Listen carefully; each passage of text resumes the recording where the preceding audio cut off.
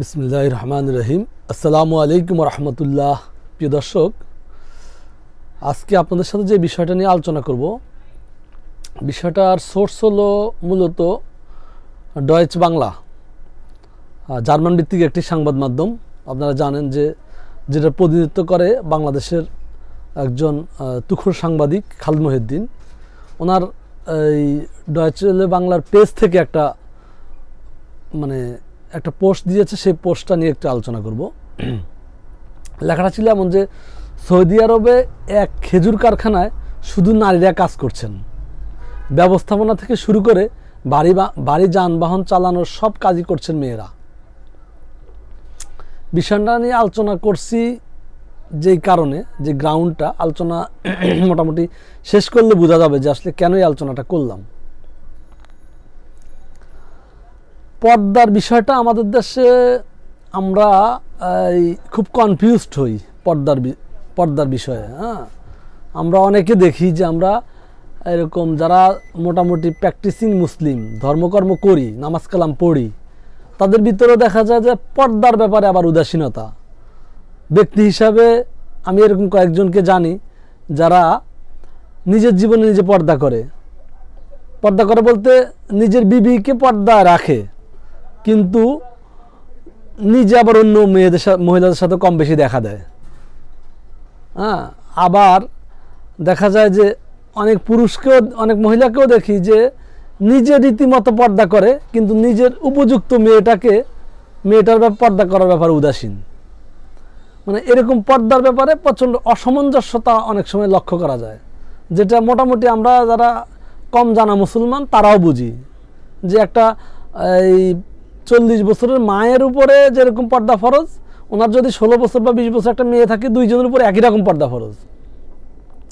আচ্ছা, তো যাই হোক, এখন পর্দার এই ফরজের বিষয়গুলো নিয়ে বেশ বিভ্রান্তে পড়তে হয়। আমরা কিন্তু অনেক ক্ষেত্রেই অনেক আলেমারাই বলে যে পরিষ্কার মাসলা হলো যে মহিলারা বাহিরের কাজ করতে পারবে না, আউটডোর অ্যাক্টিভিটিস যেটা। এখন এই বিষয়গুলো নিয়ে কিছুটা বিভ্রান্ত তৈরি হয়। এখন দেখেন এই যে পোস্টে এখানে লিখছে যে সৌদি আরব একটি কারখানায় সব নারীরা বাইরে কাজ করে এবং কিন্তু ওখানকার সকলেই নারী। আসলে ব্যাপারটা কি এইটা কিনা যে প্রথম কথা হলো যে অকট্য কথা যে নারীরা বাইরের কাজ করতে পারবে না, কথা শেষ। নাকি বিষয়টা এমন যে বাইরের পরিবেশটা যদি নারীদের জন্য নিরাপদ হয়, মনে করেন একটা ফ্যাক্টরি, যে ফ্যাক্টরির কথা এখানে বললো, একটা ফ্যাক্টরির সিকিউরিটি গার্ড থেকে শুরু করে একদম এমডি পর্যন্ত সকলেই নারী। সেই ক্ষেত্রে কি নারীর এই কর্মস্থলে কাজ করতে কোনো সমস্যা আছে? এখন তাহলে যদি সমস্যা না থাকে, তাহলে কেন আমাদের দেশের আলেমরা অনেক ক্ষেত্রে বলে যে নারীরা আউটডোর অ্যাক্টিভিটিস টোটালি করতে পারবে না? এখানে মূলত ব্যাপার হয় কি যে ওনারা বেশ কিছু কথা, অনেক কথা বলা দরকার হয় না, বা বললে আরও ঝামেলা বাড়ে। যেমন এই আমাদের দেশের যেই মুসলমান, আমরা যেইভাবে ইসলামকে পালন করি, যেইভাবে বুঝি, এই মানুষের ভিতরে যখন আমরা বলবো যে এই মোটামুটি এই কি বলে আপনি মেয়েরা বাইরের কাজ অ্যাক্টিভিটিস করতে পারবে, এখন কিন্তু পারিপার্শ্বিকতা নিশ্চিত করতে হবে। এখন অনেক ক্ষেত্রে দেখা যাবে যে পারিপার্শ্বিকতা নিশ্চিত করা সম্ভব না, কিন্তু সেই ক্ষেত্রে মানুষের আগের বক্তব্যটা নিয়ে ঠিকই তার নারীদেরকে আউটডোর অ্যাক্টিভিটিস করতে দিয়ে দিবেন। পরে যিনি বলছে যে পারিপার্শ্বিকতা না থাকলে দেওয়া যাবে না, সেটা কিন্তু আর মাথায় থাকবে না। আমরা যেই মাপের মুসলমান, আমরা যেইভাবে ইসলামটাকে চিনি বা বুঝি, আমাদের ইমানের অবস্থা হালত বুঝে কিন্তু অনেক আলেমরা ডাইরেক্ট বলে দেয় যে এত কথা, এত বিস্তারিত যাওয়ার দরকার নাই, আপনারা মহিলাদেরকে আউটডোর অ্যাক্টিভিটিস করাবেন না। এখানে যদি কিন্তু যে বিষয়গুলো আছে সেই বিষয়গুলো উনি ক্লিয়ার করতে চান না, এই জন্য কারণ আম পাবলিক এই বিষয়টা বুঝবে না। কোনো পার্সোনাল পরিবেশে যদি ওনাকে জানতে চাওয়া হয়, সেক্ষেত্রে হয়তো উনি বলবেন যে হ্যাঁ, যদি এই পরিবেশ নিশ্চিত করা যায়, কোনো একটা কারখানায়, কোনো একটা প্রতিষ্ঠানে যদি সকলেই নারী হয়, সেখানে নারীরা কাজ করতে কোনো সমস্যা নাই, এটা উনি বলবেন হয়তো। কিন্তু আম জনতার সামনে যখন উনি কথা বলেন, তখন কিন্তু ডাইরেক্ট বলেন যে এটা অকট্য। মূলত ইসলামের কোনো জায়গায়, ইসলাম তো একদম কোনো জায়গায় যে কোনো কিছু ঠেকে থাকলে কেউ মরে গেলেও আপনার মাসলা পরিবর্তন করা যাবে না, ব্যাপারটা কিন্তু এরকম না। হ্যাঁ, প্রত্যেকটা জায়গার ওই অনুযায়ী ইসলাম সলিউশন দিয়েছে। কোনো হাদিসে না পাওয়া গেলেও ইজমা কিয়াস দিয়ে হলেও সেই সমস্যার সমাধান করার সুযোগ আছে। কারণ এখনকার অনেক মাসলাই কিন্তু আপনি কোন হাদিস দিয়ে পাবেন না। এখন মনে করেন কালকে আমার নামাজে ফোন আসছে, আমি নামাজ থেকে ফোনটা কেটে দিছি, আবার ফোনটার ডিসপ্লেতে ছবি বেশি আছে, এখন এই ছবি তো আমার চোখের উপর পড়ে গেছে, এখন কি আমার নামাজ হবে? এবং এই ছবি মসজিদে গেছে।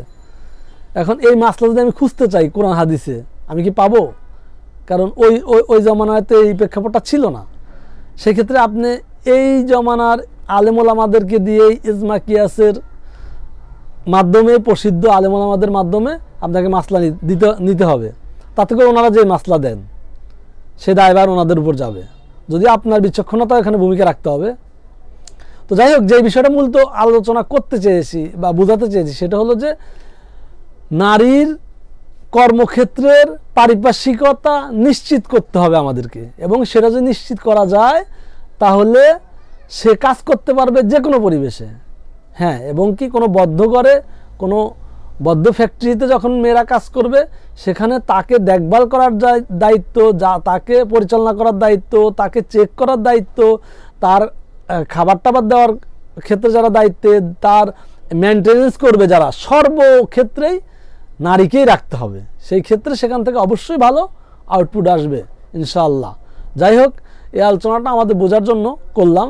ডয়েচে বেল বাংলাদেশ, পৃথিবীর ভিতরে CNN, আল জাজিরা, এইসব মানে গণমাধ্যমের র্যাঙ্কের একটা গণমাধ্যম, এবং কি মানে এই আলোচনা, এবং কি আমি অনেক পছন্দ করি ডয়েচে বেলের যে আলোচনাটা হয়।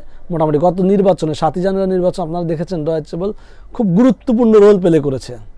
খালিদ মহিউদ্দিন বাংলাদেশে এসেছে, বিভিন্ন জনের সাথে ইন্টারভিউ করেছে, এবং কি এই মানে সশরীরে ওই মাপের একটা সাংবাদিক সশরীরে প্রত্যেকটা কেন্দ্রে যত যে কয়টা কেন্দ্রে তার যাওয়ার সুযোগ হয়েছে, এবং কি সে একদম সরেজমিনে মানে সে নির্বাচনের পরিস্থিতি দেখাইছে।